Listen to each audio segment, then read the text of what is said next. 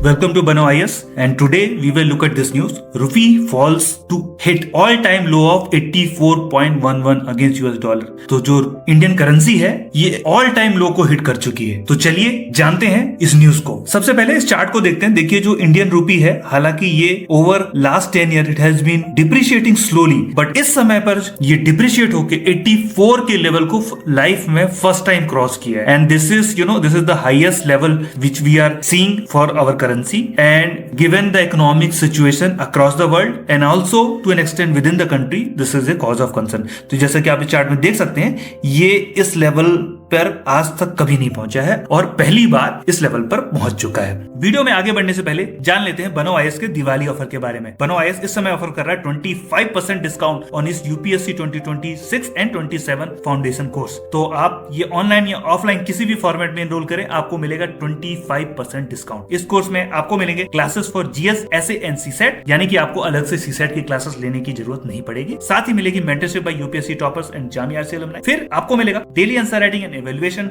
Updated study material, weekly section and full length test भी आपको मिलेंगे। और अगर आप ऑफलाइन क्लासेस में एनरोल करते हैं तो यहाँ पर क्लास साइज केवल 60 है, यानी कि आप फैकल्टी से पर्सनली इंटरेक्ट कर सकते हैं। So enroll now to get this offer. तो चलिए इस सेल को जाने के बाद let's move to the topic. देखिए लॉन्ग टर्म में जैसा कि हमने पिछले चार्ट में देखा था, इंडिया का जो करेंसी है वो डिप्रिशिएट होता रहता है और उसका मेन रीजन है डिफरेंस इन इन्फ्लेशन। रूपी की परचेसिंग पावर फास्टर पेस पर लूज होती है कंपेयर टू डॉलर, जैसा कि आप इस चार्ट में देख सकते हैं। देखिए यूएस में जो इन्फ्लेशन है सीपीआई यूएस जो रेड लाइन से दिख रही है आपको, ये देखिए 0 से 5% के बीच में रही है ज्यादातर, और मोस्टली मैं बोलूंगा 2 से 2.5% के आसपास रहती है। जबकि जो इंडिया की इन्फ्लेशन है, आप 2000 से हम 2022 के पीरियड में देख रहे हैं, देखिए ये जनरली 5 से 10% के ऊपर रहती है और इन बिटवीन ये 15 के ऊपर भी जा चुकी है और इस समय भी आप देखेंगे 5 के ऊपर चल रही है। हालांकि इन रिसेंट ईयर यूएस की इन्फ्लेशन भी ज्यादा रही है, लेकिन वो भी अभी लास्ट 1-1.5 साल में कम आ चुकी है। तो ये तो है जो वह रीजन जिसकी वजह से लॉन्ग टर्म में इंडिया का रूपी डिप्रिशिएट होता है। Now let's look at what are the reason at this point in time. देखिए इस समय पर जो रूपी में डिप्रिशिएशन हो रहा है उसके 4 रीजन है। पहला रीजन है weak trend in domestic equity. जो डोमेस्टिक इक्विटी मार्केट है, सेंसेक्स और निफ्टी आप जिससे भी देखते हैं, वो गिर रहा है लगातार पिछले 1 महीने में। दूसरा रीजन है फॉरेन इंस्टीट्यूशनल इन्वेस्टर जो कि इस समय पर लगातार इंडिया के मार्केट में बेच ही रहे,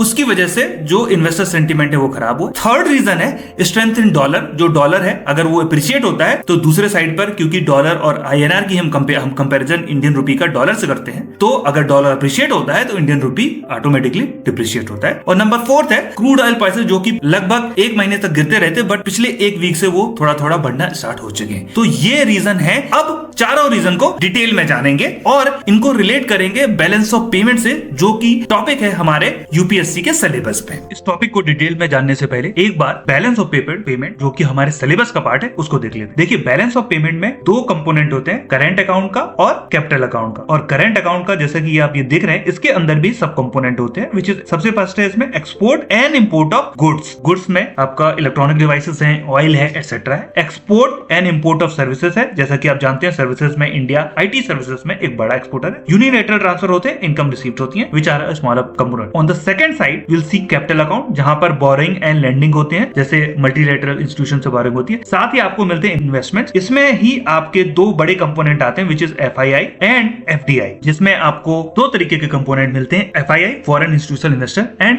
एफडीआई फॉरेन डायरेक्ट इन्वेस्टमेंट। साथ ही यहां पर मिलता है आपको change in foreign exchange reserve, which is a balancing component. तो बैलेंस ऑफ पेमेंट देखने के बाद चलिए जानते हैं इन चारों रीजन को जिनकी वजह से जो रुपया डिप्रिशिएट हो रहा है इन डिटेल। सबसे पहला रीजन है वीक डोमेस्टिक इक्विटीज मार्केट। अगर आप देखेंगे इंडिया का जो स्टॉक मार्केट है, अगर आप निफ्टी को देखें, वो पिछले 1 महीने में 3.5% गिर चुका है and this is one of the steepest fall जो कि हमने पिछले 1 साल में देखी है। साथ ही साथ अगर आप सेंसेक्स को भी देखेंगे, जो कि रिलेटिवली मोर कॉन्सेंट्रेटेड इंडेक्स है 30 शेयर्स का, वो भी 78,000 के लेवल पे पहुंच चुका है और 3% ये भी गिरा है। अगर आप निफ्टी को देखेंगे तो इसका हाईएस्ट जो है वो 26,277 था, जबकि करंट लेवल है 23,892। दूसरी तरफ सेंसेक्स में भी इतनी ही गिरावट देखने को मिली। तो this is the prime reason why there is a little bit of nervousness in the Indian economy. देखिए अब जैसा कि जो मार्केट मार्केट गिर रहे हैं, इसका मेन रीजन है जो FII की सेलिंग है। अगर आप देखेंगे मतलब जनवरी से ही FII लगभग लगातार बेचते ही आए हैं और सेकेंडरी मार्केट जहां पर जो एक इन्वेस्टर दूसरे इन्वेस्टर को बेच रहा है वहां पर लगातार बेचा है। और अक्टूबर में देखेंगे अगर आप, उन्होंने 9,896 मिलियन की सेल की है, यानी कि $9.8 बिलियन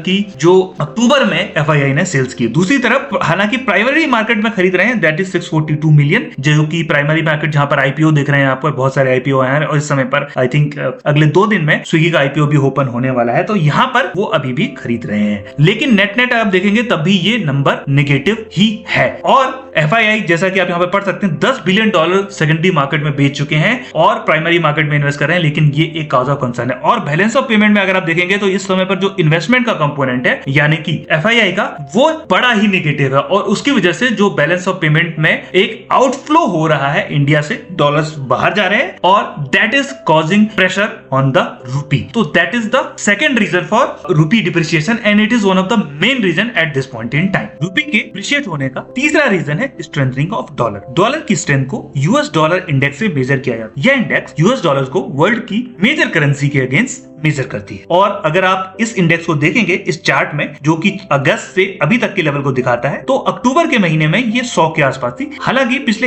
एक हफ्ते में ही ये इंडेक्स 100 से बढ़कर 104 के ऊपर पहुंच चुकी है। और हम इंडियन रुपीस को USD INR के टर्म्स में देखते हैं, यानी कि उसको डॉलर के अगेंस्ट कंपेयर करते हैं। और अगर डॉलर अप्रिशिएट होता है, स्ट्रेंथन होता है, इसका मतलब कि रुपी जो है ऑटोमेटिकली डिप्रिशिएट हो जाता है। ये रहा रुपी के डिप्रिसिएशन का तीसरा रीजन। रुपी डिप्रिसिएशन का फोर्थ रीजन है रिकवरी इन ऑयल प्राइसेस। देखिए इस चार्ट में आप ब्रेंट क्रूड ऑयल के प्राइसेस को पिछले एक साल में देख सकते हैं। ब्रेंट जो कि इंडिया की इंपोर्ट बास्केट को बेटर रिप्रेजेंट करता है compare to WTI crude prices. दूसरा इंडेक्स है क्रूड ऑयल के प्राइसेस को देखने का। तो यहाँ पर अगर हम देखें तो ब्रेंट क्रूड ऑयल के प्राइसेस पिछले एक साल में धीरे धीरे थोड़े से गिरते ही रहे हैं, लेकिन लास्ट वीक में ये प्राइसेस तेजी से बढ़े हैं और this is causing a concern because India is a net oil importer. और अगर हम इस चार्ट में देखेंगे अप्रैल से सितंबर 2024 के बीच में इंडिया ने अपनी कंजम्पशन का 88% क्रूड ऑयल बाहर से इंपोर्ट किया है। और अगर हम इसे अपने बैलेंस ऑफ पेमेंट के